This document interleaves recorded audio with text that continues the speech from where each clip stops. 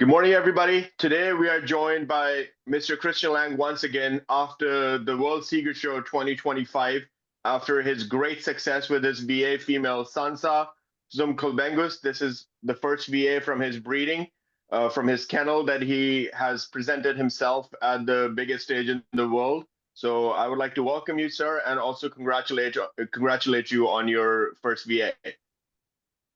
Thank you for the congratulations, and thank you for having me again in your show. It's always a pleasure. It's practically your show at this point. So let's dive in a little bit peripherally about the prep of Sansa and how you were able to reach this station with your dog. Well, as you know, Sansa was already SG9 3 years ago in youth class. So she already had reached a high stage in the world. When she was just turned 2, I didn't want to rush her in the trials and in the breed survey, so that took a while, and I also wanted to do a litter first. So my goal was to present her in 2024. That didn't work out because of me judging that class, so that was impossible. And I had the feeling that I need to keep her in the head of the people. So I asked good friends to take care of her already last year, to put her in several shows. Already last year, she was placed high. One show she beated future VA females. So everybody knew her from 2022 and also from last year. This year we started early in May. We had a fantastic show at the end of May with Osman, where she really performed excellent. And his critique was like she deserved it. So I was really happy with her performance, that he liked her. And we already were under the impression that this might be a good year for her. We then presented her at the Youth Championship in Germany. That didn't went perfect. The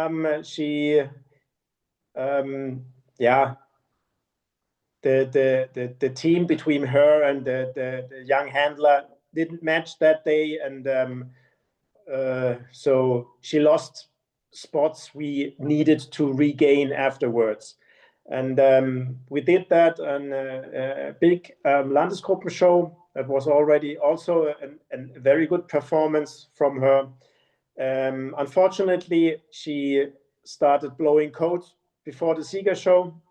We expected her to be in heat before the Sieger show to have her back in condition. She took her time. She's still taking her time in going in heat.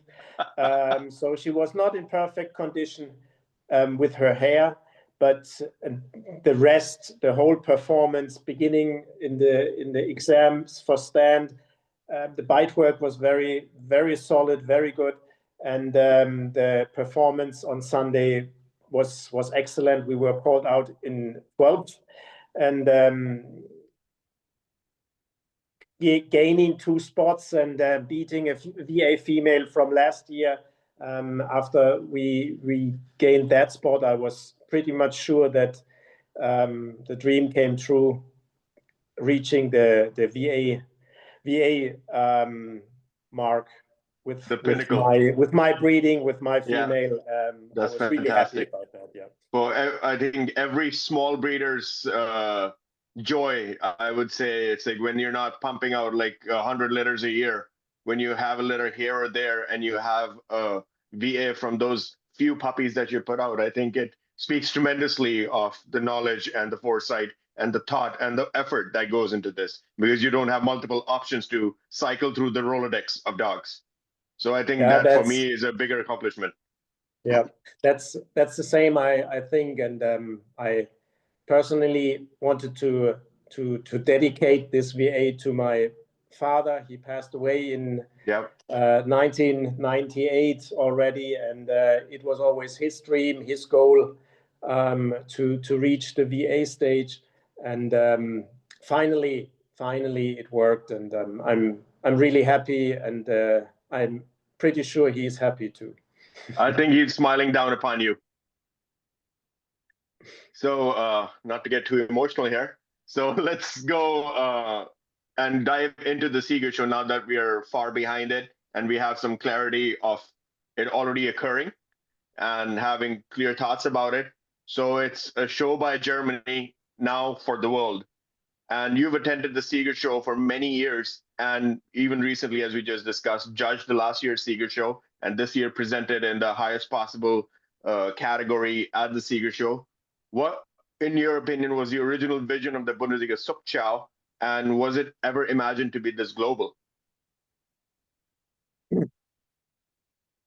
I guess the Bundesliga Zuchtschau was always the main stage of the breeding population of German Shepherd dogs in the world.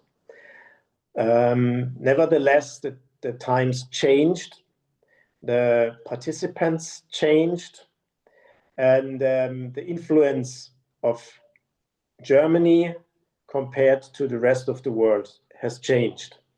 We need to face that, and that was also a reason why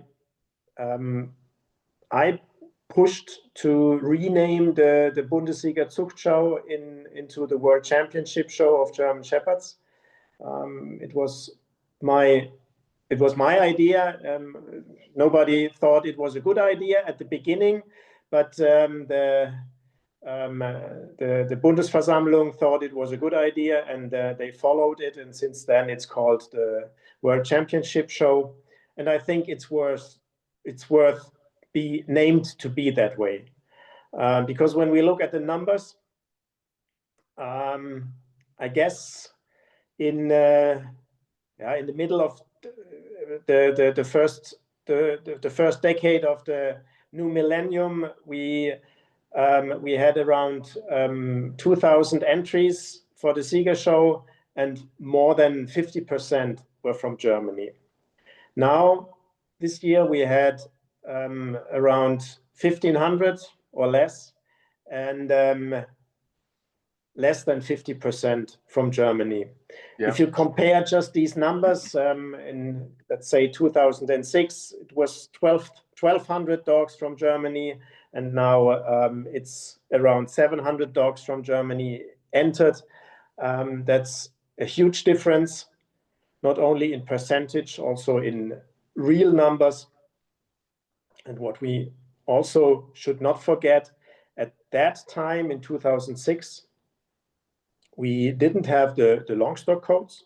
Yeah. So this population is should be removed if we compare the numbers. Absolutely, so, absolutely. And if we just look for these numbers, we have an international show in Germany at the stage of Germany where it belongs to be.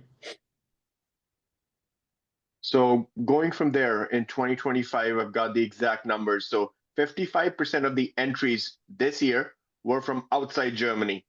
And how do you interpret this shift? Just not numerically, but culturally and also philosophically. Well, first of all, we need to look into Germany. Yeah, it's the we need to understand that the breed in Germany is rapidly declining. The show population in Germany is massively declining as well. So it's the logical way that we can't have thousand dogs entered from Germany anymore if we only breed 5,000 in total. So we have, let's say, 50-50 between working line and show line. So that would be 2,500 dogs in show line, puppies each year. Hypothetically, yeah. So we can't have that much numbers anymore. This is just not possible. So this declining in the breeding population in Germany, this is the major reason why the numbers of German exhibitors is that low. And on the other hand, we also need to look outside from Germany.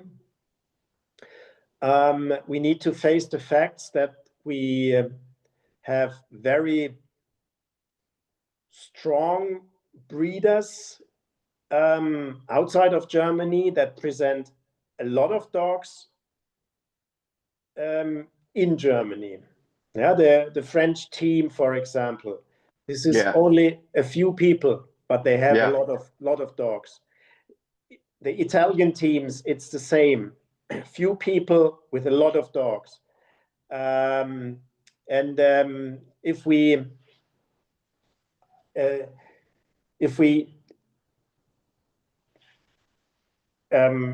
put the focus on this, this shows also that it is different than it was about 20 years ago.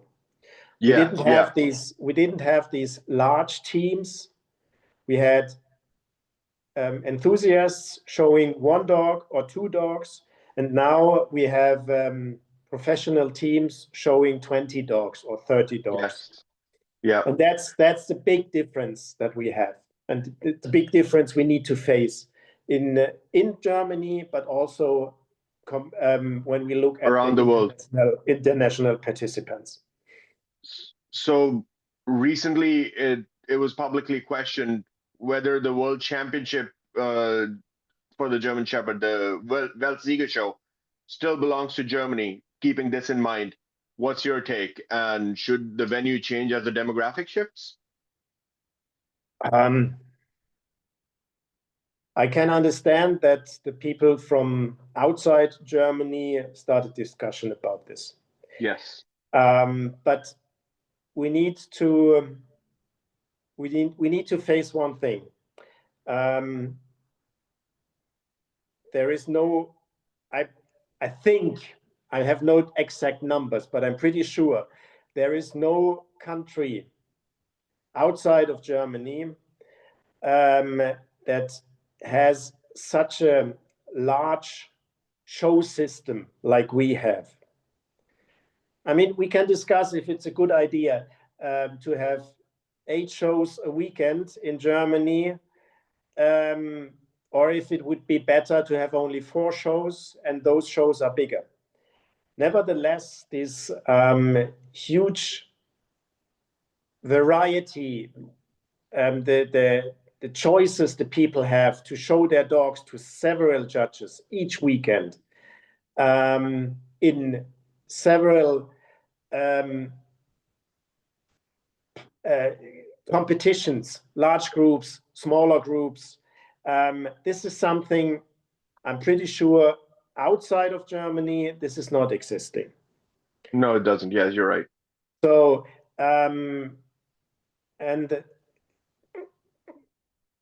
last year, when I was judging the Sieger show, I had in the entire year, long stock and stock coat females, I guess about 500 females to judge before the Sieger show. So this would not be possible for a judge to fulfill if the Sieger show would be, let's say, in Brazil or in United States or even in Italy. Yeah. The Italians, they have a big Sieger show, of course, but they have puppy classes, 6 to 9, 9 to 12. Yeah. That are huge. Yeah. So we if we compare the numbers, we must not forget that the puppy classes are not included in Germany. That's correct. And if we compare the shows in Italy to the shows in Germany, if we compare the Landesgruppen shows in Germany with the shows in Italy, the shows in Germany are still larger. Yeah. So I don't think that this is the main reason, but it is one part of it.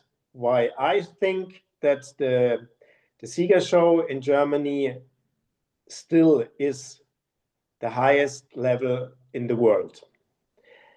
And the most important thing for me is,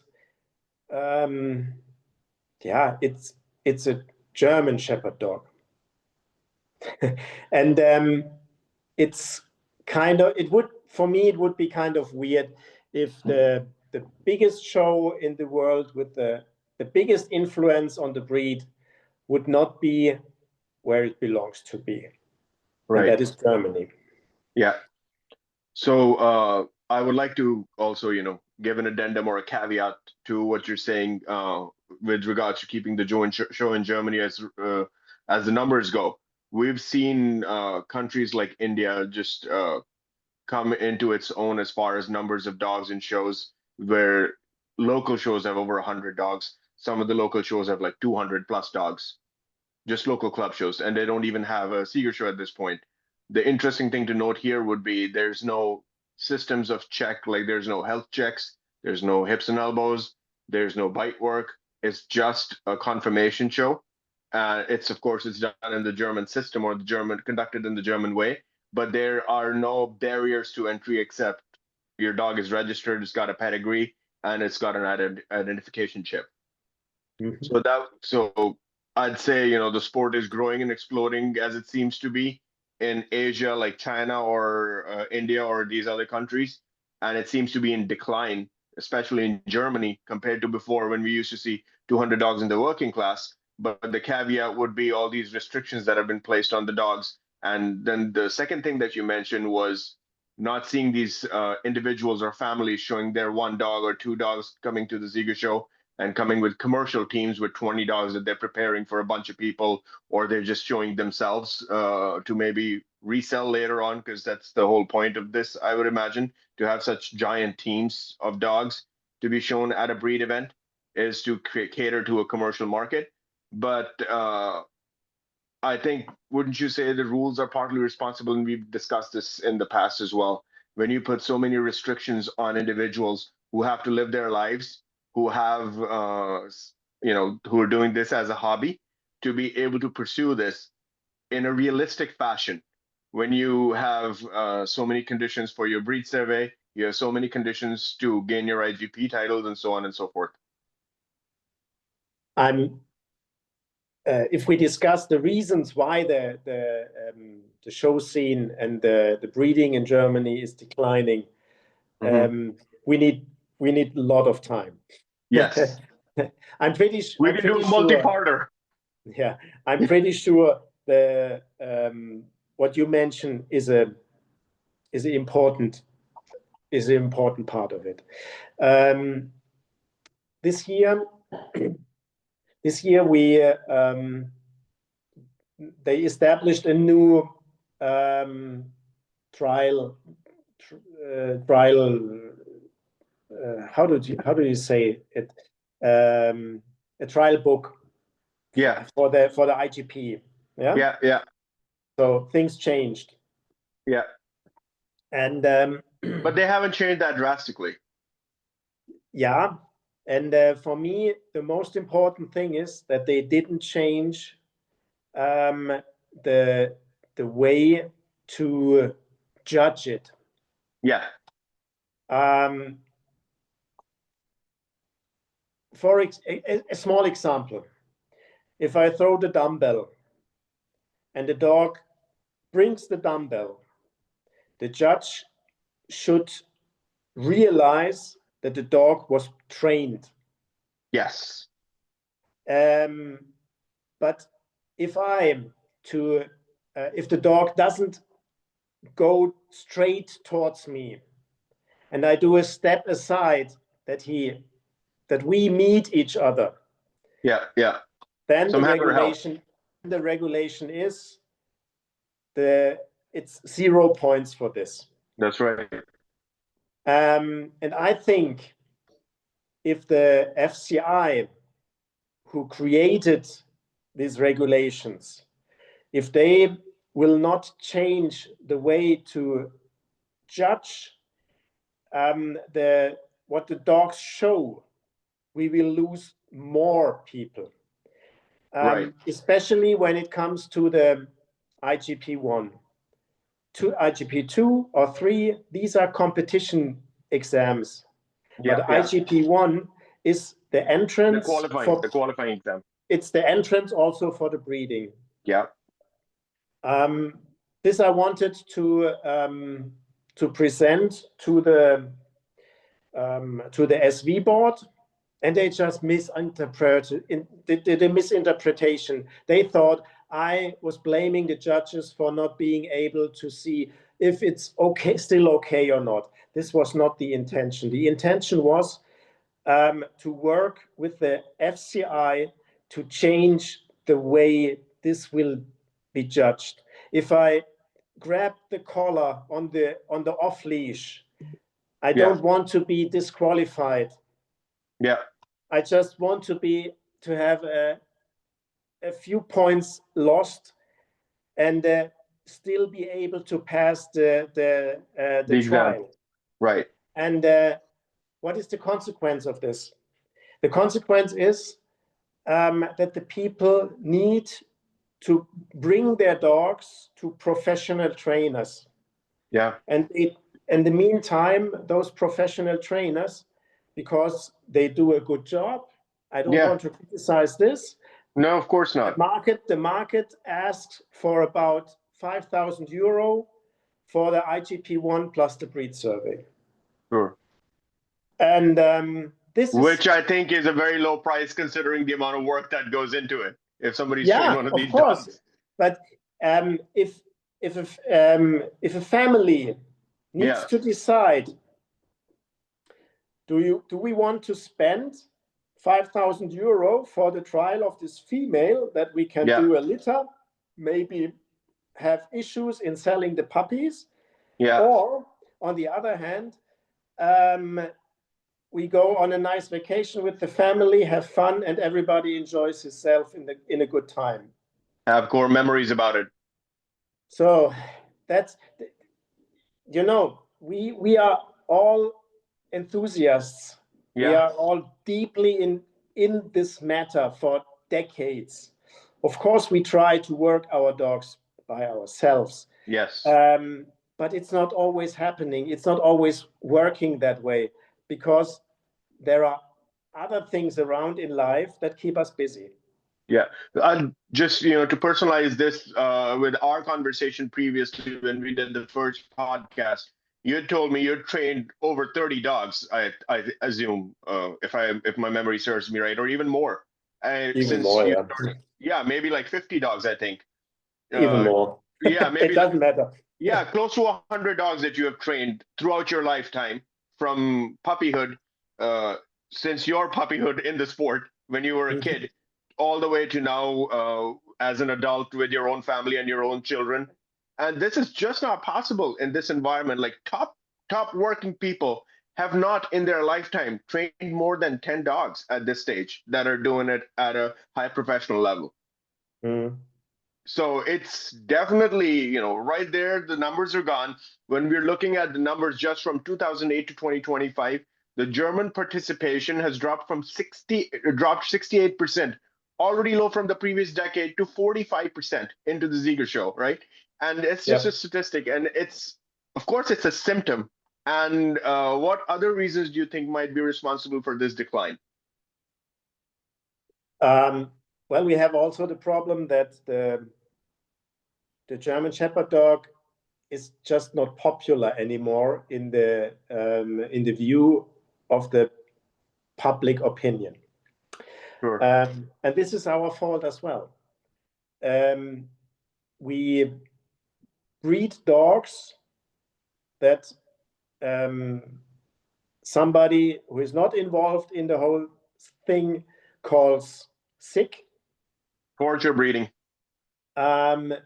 We breed dogs from the other population, let's say working dogs that are not able to be socialized within a family.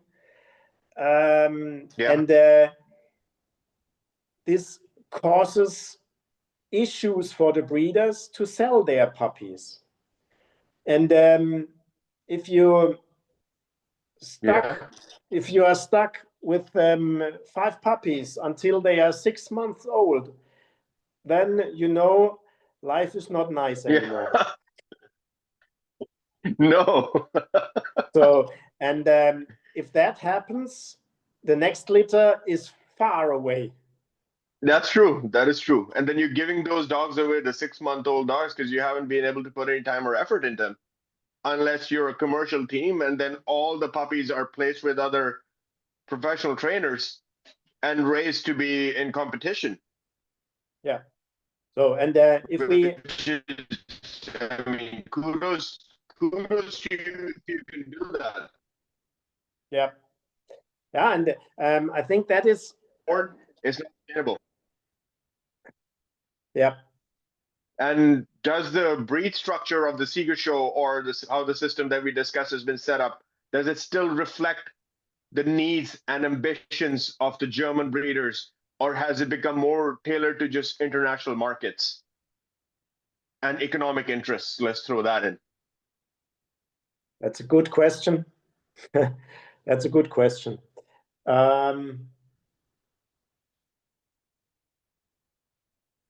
I think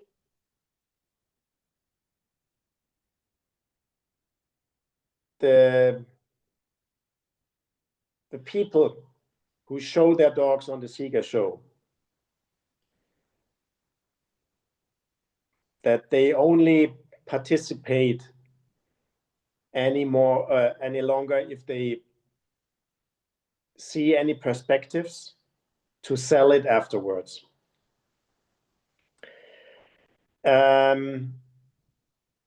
We have a small number of dogs from each class that stay, and we have a large number that will be gone afterwards. Yeah. And if the market will not ask for these dogs, they will not be sold, and then the next time they will not show any dog anymore. So we have the problem that on the one hand, I'm pretty sure that the breeders realized that they need to change something, but they also need to face the facts that if they don't breed also for the market, they will not sell their dogs at all anymore. And selling dogs is just one part of it, but it's an important part as well. If we can only have a constant number of participants if the possibility is there to get these dogs into the world. Otherwise, everybody is crowded with the adult dogs, and then nobody can go to the shows with young dogs anymore. Nobody will breed puppies anymore because everything is crowded with the adult dogs. So yes. I guess that's a kind of a dilemma for the people. On the one hand, trying to do the right thing. On the other hand, trying to do what's best for the market as well. And the problem is the market doesn't ask for the dog within the standard. Yeah. The market asks for the highlight dogs. Right. And that's why everybody is trying to breed these highlight dogs. Right. And then when we say the market, we want to specify it's not the general public. That's the market. The target demographic is not normal people who want a normal dog as a companion. The market is essentially foreign commercial breeders who are looking to import big money dogs, and that's why everybody's trying to breed these highlight big money dogs, which is, such a sad state in itself when you think about it. How nihilistic is that? Yeah. Yeah, I guess that's a big dilemma of it. And then to come back to the question again, so we have the structure in place as we discussed, but is this structure reflecting the needs and ambitions of the actual German breeders that are slapped with all these restrictions in their breeding programs to begin with?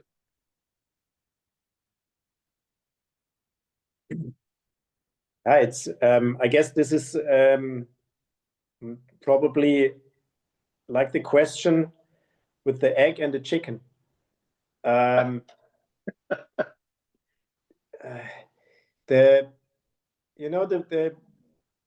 breeders, they probably the small breeders. Yes. In the let's make a distinction right now. We'll call one set the commercial kennels, and then the breeders are breeders that breed, like, let's say 1 liter or 2 liter a year. Yeah. If that. So those are just fading away. Yeah. The actual breeders of the breed. Yeah. The middle class of the breed. Yeah, those who carried the breed for centuries, they are just fading away. Because they realize that there is no chance for them, that there is no market for their dogs, that they are not able to sell their puppies to family homes anymore because the family homes just don't ask for German Shepherd dogs anymore. Yeah. And the conclusion of those is rather keep the money and do something that is enjoyable for the family instead of spending the money and trying hard without any effect. So we've essentially discarded the real demographic of the breed for the greed of a few. One could say that, yeah. How do we spin it positively? I want some positivity. Because this is a dark rabbit hole we're going down now.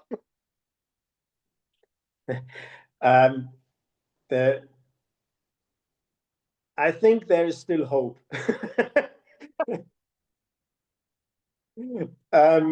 There are still people who carry the breed. There are still people who are doing the breed just because of the dogs. Yes. Not because of the money. I mean, we're sitting here in the middle of the day for me and the middle of the night for you, just because we love the dogs. Yeah. For example, yeah. And there are still others as well. Yeah. Yes. In both fields. There are people who love to work their dogs, who love to trial their dogs, who work them on an ethical basis without treating the dogs wrong. And on the other hand, there are also breeders who just want to do the right thing, and they are looking for good homes for the puppies. And they are still there. But I really hope that we reached the bottom, that we don't lose any more of them. Because right now, with the 5,000 puppies we had last year, I really hope that that it will not go any more down and any further, because at some point it needs to stop declining. And that's something that is only carried by hope. So just to dive deeper or delve deeper a little bit into the issue to try and disseminate it, is do you think the changing breeding priorities, as we discussed, are to blame for fewer German entries, or Is it perhaps due to stricter domestic scrutiny? Let's take the size Zuchtwert, for example. I don't think that the size Zuchtwert is an issue. We had to work on the size. Yeah. And I think the work on the size we did worked. The results are there. Of course, there are still some males or female that are really big, and they still get into the breed and they still get high places. Nevertheless, the majority of the population is in a better size than we had about 10 years ago. So let's talk about the size. So don't you think this was an artificial fix now that we have the benefit of hindsight of looking back and seeing from where we've come from where we were? We've created a whole new issue of proportions, especially the front proportions of the dogs. Of course, we always had long dogs and we had overangulated dogs in various pockets. We had some problems with unstable rear quarters, so on and so forth, here and there, which is, for a lot has been addressed there since the 2000s, especially. That's not in favor anymore, luckily. But we've created a problem of reverse proportions for the forehand. Now we've got short legs, short forehand legs, and a deep forechest, and mostly short under chests. In a lot of these dogs, and you see these dogs winning all the time, and you see these dogs getting a lot of breedings because they look really impressive when you look from the front. They've got a lot of hair, they've got big heads, these big powerful heads that don't match their bodies, of course. And then of course we have a proportion problem, and there's no way these dogs can move naturally for 5 hours, let's say, if it's running in a field. It's not possible. The anatomy will prevent it from doing that, no matter what somebody wants to claim one way or another. But isn't this the problem of size? Weren't we better off with just bigger dogs here and there that we had, and then not have the issue of size addressed, so to speak, and create a brand new issue? Which is arguably worse for the dogs. Yeah, let's say in retrospective, you're definitely right. Yeah, at a certain point, the dogs got deeper. Yes. And nobody realized it. Right. Or nobody. I mean, we talked about it. We talked about it. Yeah, nobody reacted about it. But this is let's say at least 10 years ago, maybe 15 years ago. Yes. I want to point out an example. My wife, she used to have reining horses, yes, quarter horses. Yes. And an American classic. She did reining, and at one day she showed me. She told me that there are also show quarter horses. Yes. Yes. And she showed me those, and I was under the impression that this is a total different horse. It has nothing to do with a quarter horse. And I think we are not that close with the German Shepherds. But right. I think if we don't see the signs and if we don't react properly, yes, we're going that way. This will be the outcome, that we have big, totally over-proportioned stallions. Right. That has nothing to do with function anymore. Yes.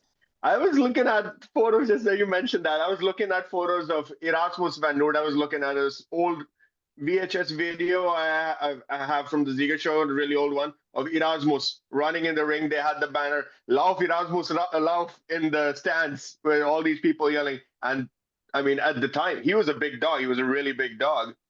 And now you look at his proportions, he looks like some of these males would make him look like a female. I mean, it's incredible. And that time I was looking at this dog and I'm like, my God, that dog has a big head and he's got a big chest. And, Of course, he had the problem with the ears and everything, but this was a dog with a lot really roomy gait and all that. But it's something when you're looking, and this was not that long ago. This was just in the early 2000s. And you're looking at this, and you're looking at 2025, and you're looking at these dogs, just even a 2-year-old dog, or like these 12 to 18-month-old dogs. I'm like, my God, this dog's already double of what Erasmus was at 5 years. Yeah. Where's this dog going to go at 7 years? I had an interesting conversation, I guess, last year in a foreign country. Some younger guys, let's say end of 20, they showed me a picture of Uran. And they asked me, this dog would only receive a G nowadays. How could it be that this dog was VA1? Yeah. Yeah. And I explained to them that that's the problem. Our imagination, our eyes, what we think is the perfect German Shepherd dog is so far away from what it should be, that we think that one of the most influential producers we ever had is would only be G rated nowadays. It's baffling. It's baffling. Yeah, and I guess that explains everything where we came to, where we arrived finally. And then to call it the evolution of the German Shepherd is also, it just hurts my brain when people say, oh, the dogs have evolved. No, you've purpose bred them to look like this for artificial markets. And then we can still find the videos of Eiko Kirchenthal, that is Uran's son, Uran Wildsteigerland, for the people who want to look him up, is the name of the dog. Eiko Kirchenthal, you see videos with his owner running in the fields, and the guy attacks out of nowhere, and the dog protects the owner. The simulated scenario, and the owner's just taking him for a bike ride on the pavement in the country. It's like, I don't see even one VA dog doing this today, not one VA male. And especially when they're moving, they're hitting the back of their feet on the grass as they're moving. And everybody on Facebook is going, wow, bravo, super, blah, blah, blah. This dog will not last 1 kilometer in an AD if it was on the pavement, because the top of his paws will be open and he will be lame. So how is this a VA dog? Coming from, let's say, dogs like Urhan and Eiko, how our view of the dogs has shifted so much so that, that bull of his time, Ursus von Batu, would look like a 6-month-old puppy today. It's slightly baffling when you think about it in those contexts, when you put actual pictures of dogs next to each other. Yeah, that's the problem, And then we're looking at popular Italian breeders or big French staples, the non-German kennels that are leading with powerful progeny groups and large amount of dogs, as we discussed. So do you think they might be shaping the breed more than the German kennels now? Because that's the inevitability when we have a vacuum. Then you've got other things filling the vacuum. Yeah, I guess that's what naturally happened the last 10, 15 years, when those breeders stepped into Germany. They have no regulations there in the amount of breedings like we have. In Germany, it's the restriction to breed only 10 litters a year. Which I think, by the way, is very good. Huh? I think, in my opinion, that's very good to restrict litters to 10 years. No doubt about that. 10 litters is not a small amount of puppies in a year. Yeah, no, that's true. That's true. But nevertheless, if you have if you breed about 30 liters a year, this is around 150 puppies. I need 25 years to breed 150 puppies. So Yeah, I mean, a couple of weeks ago, I was talking to an old judge. He was an all breed judge, but he did a lot of judging also with the German Shepherd judges at that time, with Walter Martin and so. Sure, And sure.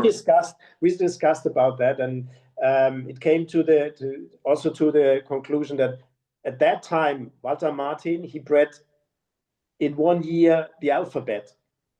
So that's about Oh, wow. 25, 26 litters 1 Yeah. year. Wow. So if That's a lot of breeding. if you have that variety, you must Get have something good. top dogs in it. This is Yeah, just not happen. Otherwise, it would not happen. And yeah, yeah. That's the same with the French breeders, with the Italian breeders. If they do that much breedings, it's just a natural conclusion that there must be top dogs in it. So otherwise, it would not make sense. No statistics would make sense anymore. It's I'm not the biggest mathematics, but this is also calculation. There Yeah, must be a yeah, positive yeah. outcome, So and the it's okay. counter side, uh-huh. The It's counter side okay. of that, the counter side of that is you've got, let's say, one good dog in each litter. You've got a litter of 7 puppies or 5 puppies, whatever. Let's say an average of 5 puppies a litter, and you've got 20 litters a year. Let's be on the conservative side.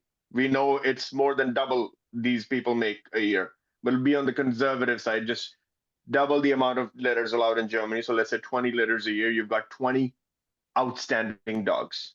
But what about the other multiplied by 5? What about the other 100 dogs or so that you produced in the 1 year? What about the health Yeah. problems there? Because you have no control. What about the type? Because of course, when you're breeding more and more exaggerated dogs, that you get one dog that is just right, you'll have a lot of dogs that are not right. Yeah. Some of these foreign dogs, I don't want to name the countries or dogs, but they're very famous for throwing missing teeth. Like I hadn't even heard that you can have up to missing 4 teeth. Okay. I had no idea that you could actually miss 4 teeth in a mouth. It's like the jaw of a goat. There's no teeth, no premolars. And none of these are German bred dogs because these things have been, for the most part, bred out of the high lines in Germany. So, like, I have never, in all these years of breeding, knock on wood, never had a dog with a missing tooth, ever. Okay. And of course, I've bred only with German lines. Like, I've never had, any Della or all these, mixtures in the middle. They've all been all German lines because I've been very diligent about that and I followed the families. So I've never had missing teeth in my dog. So maybe I've just not bred long enough or enough litters. But that's been my experience, and I'm sure of people that have just even one generation imported dogs from these outside countries, surrounding countries from Germany. They've got missing teeth. They've got problems with dogs like trying to even walk in a straight line. The dog wants to go here, but the legs are going left. That kind of stuff. And these are first generation puppies from quote unquote top dogs. Yeah. Yeah. I mean, we can't always we can't only blame the big breeders for that. That would not No. be fair. I'm talking about just the sheer numbers. Yeah. No, true. I just want to also to Oh, absolutely. to put the right focus on it. Yes. I have deep respect for those breeders, for their successes and their efforts they make. So everything even the commercial what they kennels are enthusiasts at the end of the day. They've dedicated their lives to the breed for sure. exactly. Otherwise, it would not work. Yeah. Even especially in that dimension, they are doing it. So absolutely, 100%. That goes without saying, but it's good that we mention it. And yeah. how do you see the? I'm sorry. How do you see the balance between maintaining the German breeding philosophy versus embracing this new trend through worldwide breeding contributions? Because we've got dogs coming from South America, from the Mediterranean, some dogs from Eastern Asia, so on and so forth, some from Northern Europe.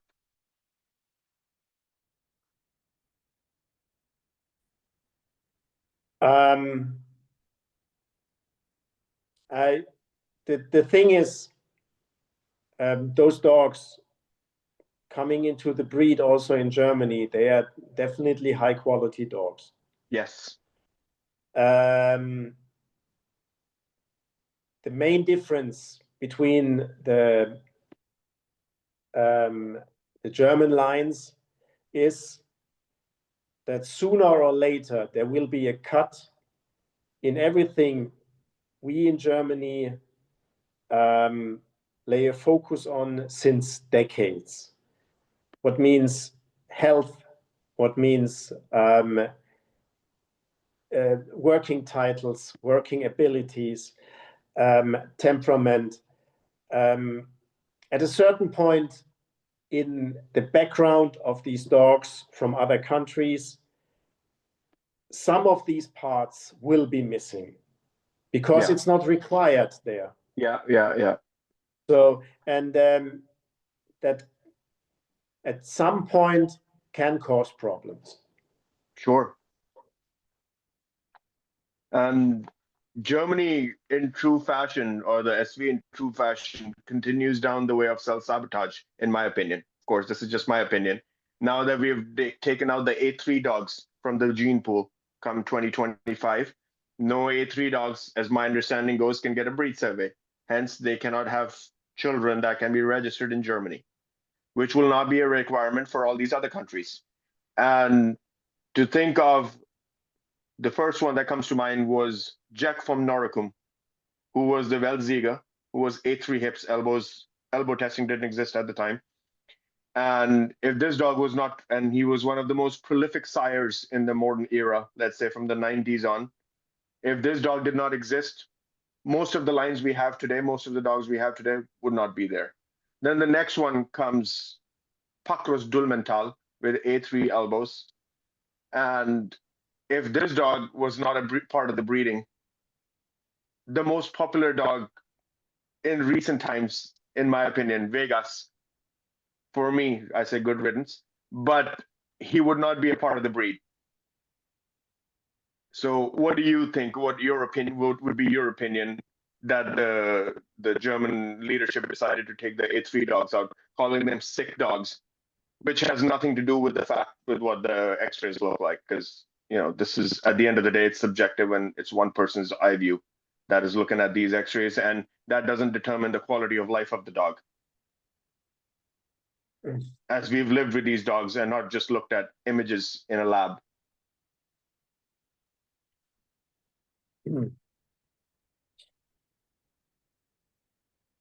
The problem is that we Germans, we like to really hold on to our regulations. And it's at a certain point,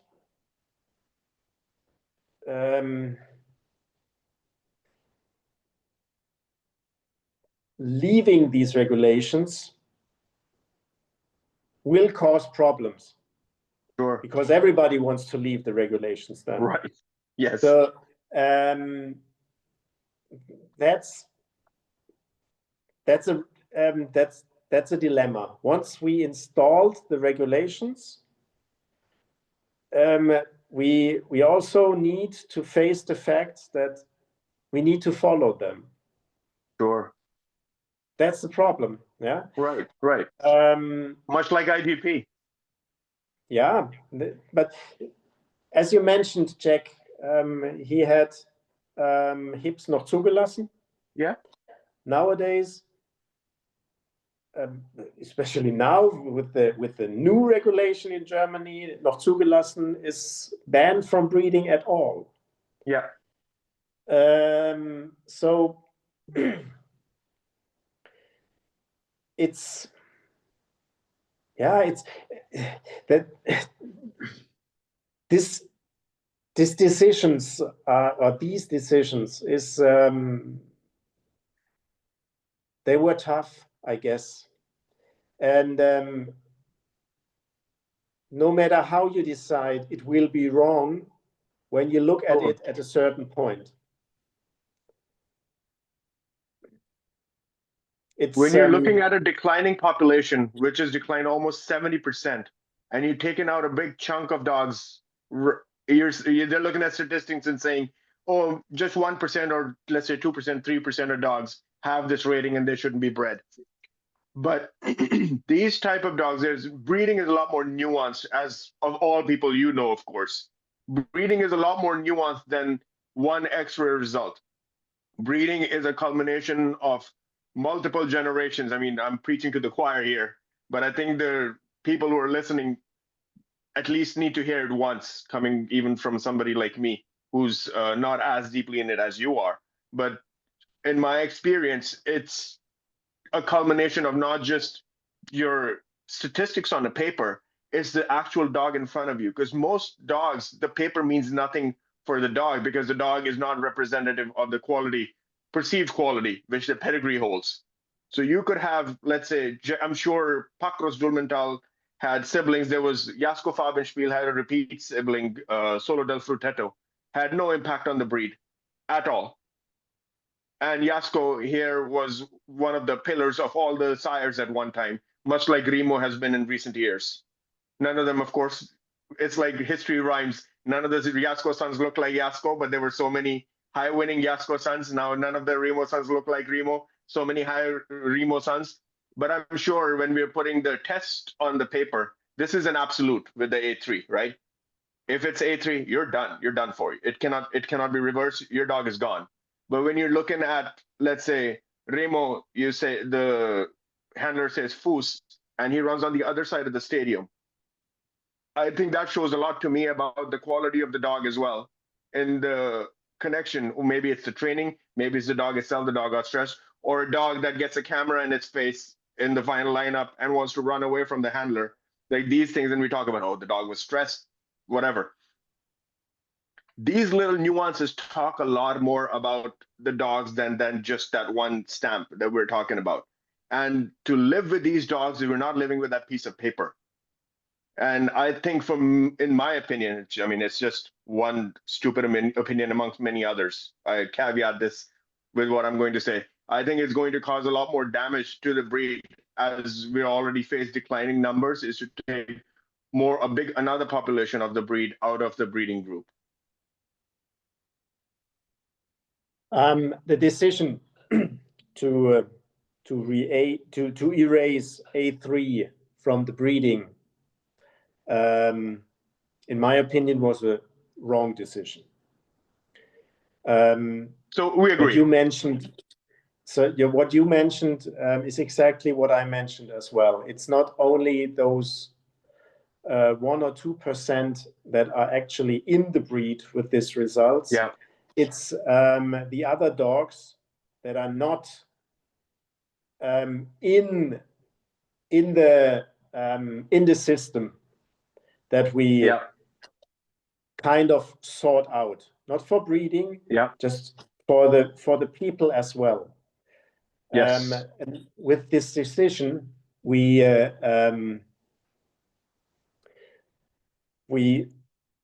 took those people who are just happy with a dog they can take for a walk, for a bike ride, or whatever. We took them the opportunity that when they go to their vet and he says, let's do an X-ray with the hips, and at a certain point he says, this dog will not be able for breeding. This will destroy something for these people, even if they never intended at all to use this dog for breeding. Just to know that this dog is not good enough. Yeah. So I was strictly against this because I think it's just it was just a populistic thing to show whoever wanted to be shown that the funny part is do nobody's something. looking. Nobody's looking, and we keep axing our own feet.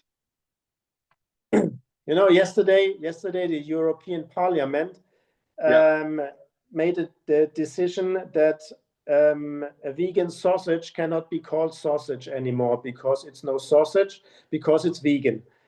And this is, in my opinion, it's the same. Nobody cares if the fucking sausage is vegan or not.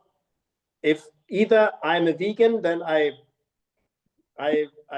eat it, or if I'm not vegan, I don't care. But for those politics, it was a big issue. You know, in Germany, we have Kinderschokolade. Everybody knows that there are no Kinder in it. Yeah. Nevertheless, they made that decision. So I think it's kind of the same. Somebody wanted to show the world that the German Shepherd dog is getting more healthy. But when we look at the statistics, the German Shepherd dog is one of the healthiest breeds. Yeah, and that's the problem in marketing, that we are not able to present the results we work on for decades. Temperamentally, health-wise, I mean, the legacy of the Germans should be showing, or the German system should be showing how it's helped the breed thus far, instead of chipping away at the dogs that you already don't have left. Yeah. And the people, more importantly, that you don't have left. Because if a kennel of 100 dogs, you got a Noxugelassen that can't breed, doesn't matter. When you've got a kennel of 3 dogs and 1 puppy that you kept back, in that 3 years you bred 1 litter, you kept that puppy, now that's Noxugelassen, I'm out. Yeah. Because I'm not going to get rid of my dog. My dog means everything to me. Yeah, exactly. So maybe I just get rid of the club. Yeah. That's the big thing. And we have, I don't know if you heard about that in Germany, that's the discussion about Qualzucht. I don't know if you know that expression. Yeah, the torture breeding. Yes, exactly. Yeah. And when you look at the VA dogs, they might have a point. Okay, your dog has abnormal hips and elbows, but your dog can walk in a straight line. He can't stand straight. What do the people look at from the outside? Is that exactly that? Because they don't have x-rays in their eyes. They can't see your perfect imaging. That's a point I already pointed out a couple of minutes ago. But what I wanted to say right now with the torture breeding, the discussion is if a dog has signs of dysplasia, this might be a hint on torture breeding. And right now we already have a regulation in Germany. It's not fixed what is torture breeding, but the regulation already says if a dog with signs of torture breeding, a dog with signs of torture breeding cannot be presented in any content, in any exam or contest whatsoever. No show, no exam, no Begleithundeprüfung, no agility, nothing. So if we follow this thought, only dogs with a proven stamp of being clear in hips and elbows will in future references be able to participate anywhere in any field of the sports. So that means, on the other hand, all dogs without this examination of being clear, they cannot take part anymore. So, and now we also banned, or we also made a mark on those noch zugelassen, those A3 dogs, that they are not healthy. So all these dogs, which is not true, by the way. Yeah, of course. No, but all these dogs, if that follows through, all these dogs might not be able to be presented in any field of our sports anymore. Yeah, you've already taken a whole giant swath of the population out again with one fell swoop. Yeah. And it goes, so let me be the devil's advocate. So since it's not defined what torture breeding is, quote unquote torture breeding, any official that comes along can create his own definition of torture breeding and take those dogs out all by himself, and the club will have no say over it because the club's never stood for anybody or anything except axing its own people and its own dogs. Yeah, that's the problem right now. But they are working on a definition on torture breeding. Sure. And I'm pretty sure they will also include dysplasia in torture breeding. Right, and then now let's go to a litigious society context like America. There was already legislation proposed over here in the United States, sponsored, of course, by the quote unquote animal rights peoples.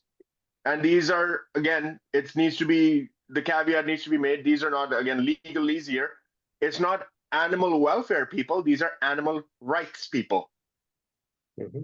And these people are saying that if you have torture breeding with dysplasia included in that, then this was proposed in one of the state houses, in the House of Representatives, that you can sue the breeder as the owner and the breeder can be jailed.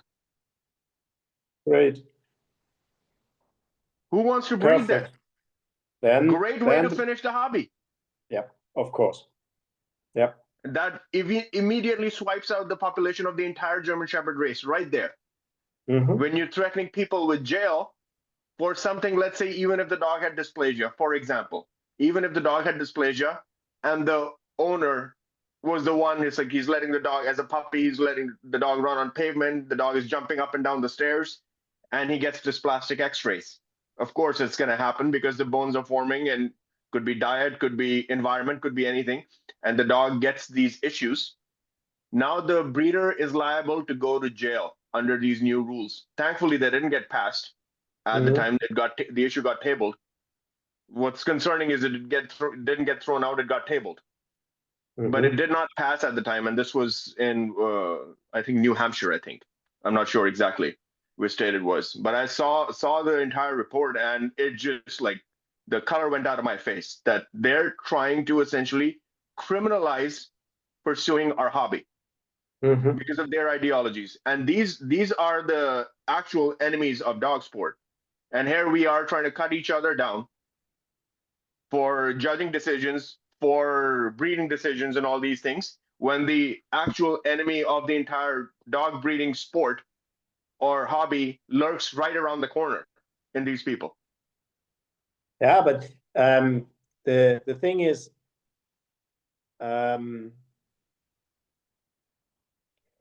those law proposals, the big organizations, they in advance they know about them. Yeah, for sure. And what really makes me think is why they do not put more effort in to avoid these restrictions. Where you have a big organization in the USA with AKC. Yeah. We have a big organization in Germany with the VDH. Yeah. We have a big organization with the SV. Yeah. All these regulations, they were well known before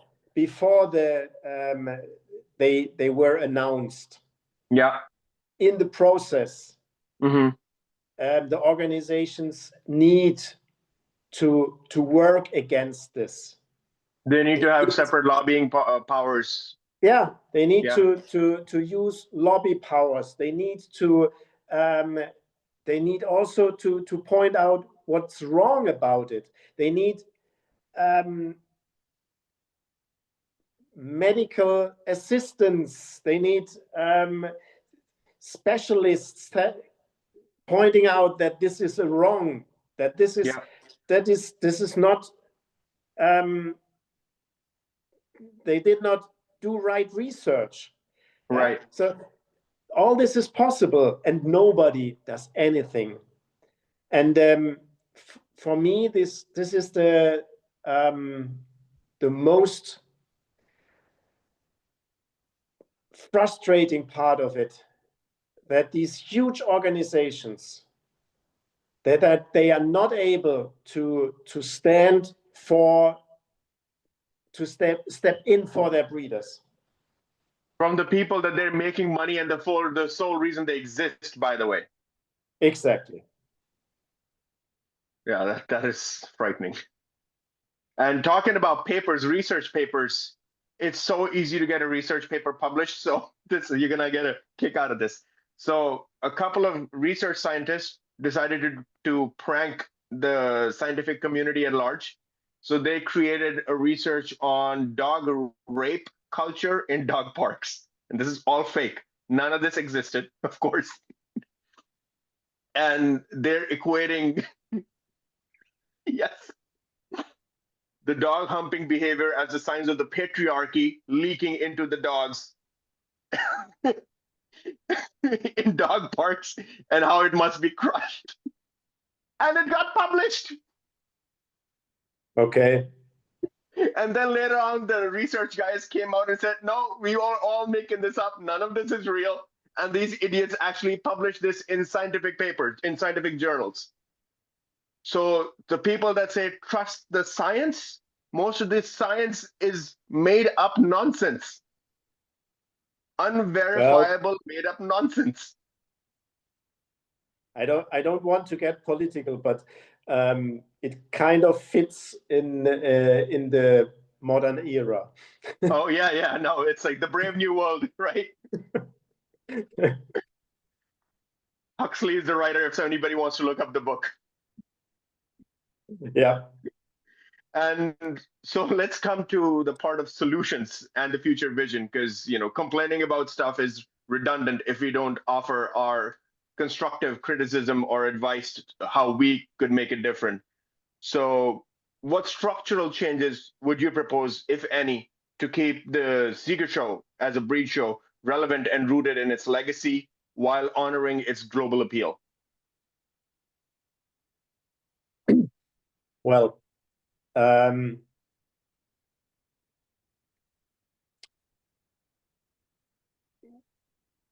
we need, or we should, let me start again.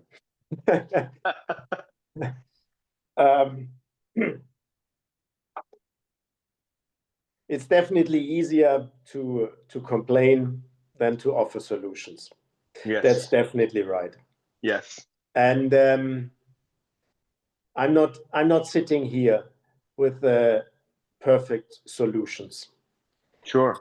I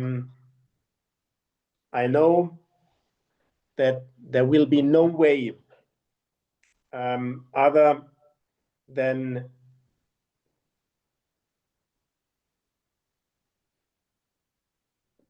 breeding dogs that the public opinion sees as acceptable. There will be no other way than the judges following the standard and selecting by those dogs who do not fit anymore in what the public opinion is capable of accepting. There will be no other way than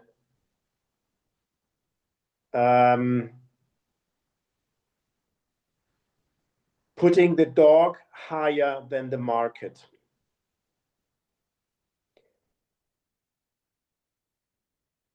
These are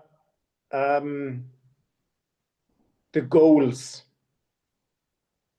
and it's up to us how and if we can reach them. It's everybody's choice as a breeder which dog he chooses for his breeding. It's everybody's choice to show the dogs and also to do realistic criticism to what's happening then. It's not about only complaining, it's about confronting them with facts. If you get beaten by a dog with really bad overangulations, and it's up to us to ask the judge if he cannot see in the rear that this dog is not able to walk straight.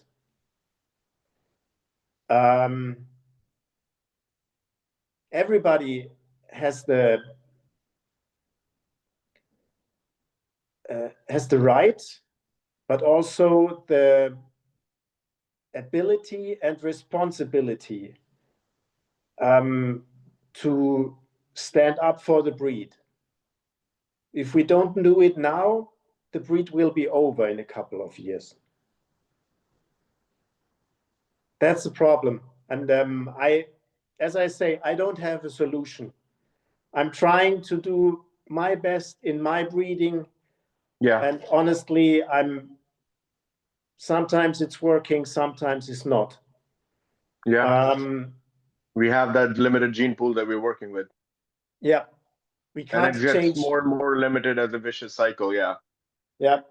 This is something we can't change. We just need to as long as we can stand it, we need to stay enthusiastic for the breed. That's what that's what keeps the hopes high.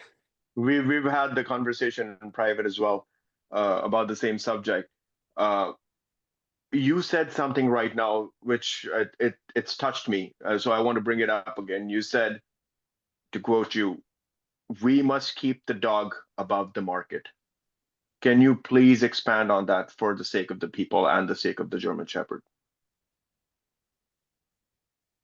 Because it's a really good thought worth considering. At a certain point, it's not important if the father is a VA dog. At a certain point, it's not important if I can easily sell the dog for good money to a foreign country. I know that, as we already mentioned, at a certain point, we need to sell the dogs. We need to sell the puppies. We need to sell the adult dogs as well. It's an inevitability.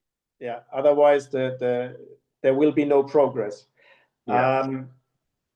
Nevertheless, everybody can start within their own breeding program. In Germany right now, we have a government, we have a chancellor who says, if we in Germany start right now stopping all the fuel cars, there would be no flood less, no hurricane less in the whole world.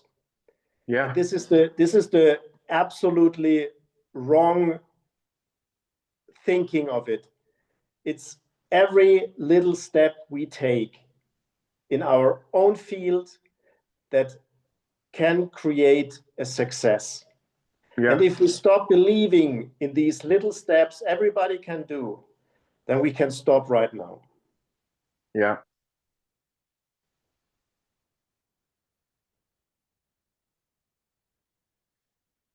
But when we look at the bigger picture of the dog, let's say we're looking at, even though it's not regulated as deeply as it is in Germany, or as deeply as it is in other countries in the West.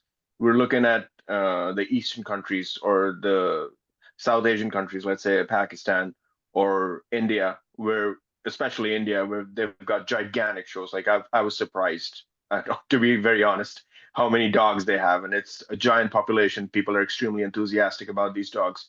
So it seems to me the future of the German Shepherd is not, and these are just, purely for the purpose of the enthusiasts showing there's like small breeders bringing their dogs to the shows.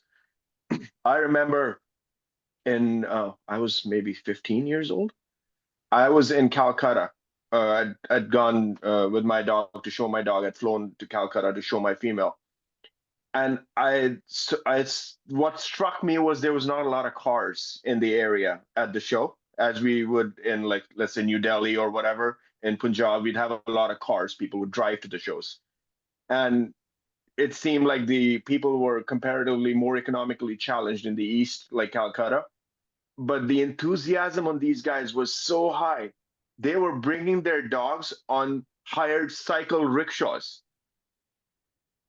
Can you believe that? Like, it just blew my mind how much they wanted to be a part of the German Shepherd and had pride in their dogs that they wanted to show. So I'm just saying the level of, and these were not bad looking dogs. They were actually really nice dogs, really correct dogs, especially for the time.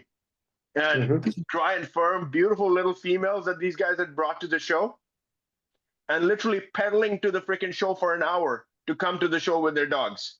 How much love and pride you have for the game to be able to do that. That how little money you have to set aside in your life that you're dedicating this to your dogs, and then coming to the events with these dogs that you can't even afford a car, but you're gonna make it there to present your dogs because you have so much pride in those dogs. Imagine throwing all these people out with the bathwater, like they don't count, like their feelings for the German Shepherd doesn't count. And that's what made the German Shepherd great in the first place, in my opinion. And it's like a kid like me who grew up as a small child in India, saw Rin Tin Tin movies and wanted to have a German Shepherd because of that, because of the influence of Hollywood. And then I discovered the Seeker Show and all these other dogs, and just it became my life. And you as a small child growing up in the sport, your father doing it, second generation, it's like all these people being brought together by the love of that one breed that these people are just ready to kick away at one fell swoop of taking populations and people out by their sheer politics. It's just, we have to do something. I don't know what we have to do, but we have to do something to preserve this love for this magnificent breed that Germany has given the world, and the German people have given the world. I think we owe it to our dogs that much. You're definitely right. And those people you described, that's the reason why there is still hope, and why I still believe that it will not be the end now. I'm happy to hear that, sir. So thank you again for all the time that you spare for this hopefully not futile endeavor that we're trying to pursue. There's a lot of dark conversations about the breed, a lot of realities that we struck, and hopefully it makes a difference for somebody in somebody's thinking.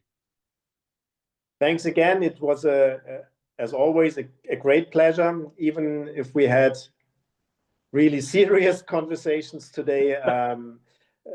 Difficult questions, Most definitely. Yeah. So nevertheless, it was a great pleasure as always. Thank you very much, and take care, and all the best for you and your family. You as well, sir. I hope you're the best of health. Thank you. Take care.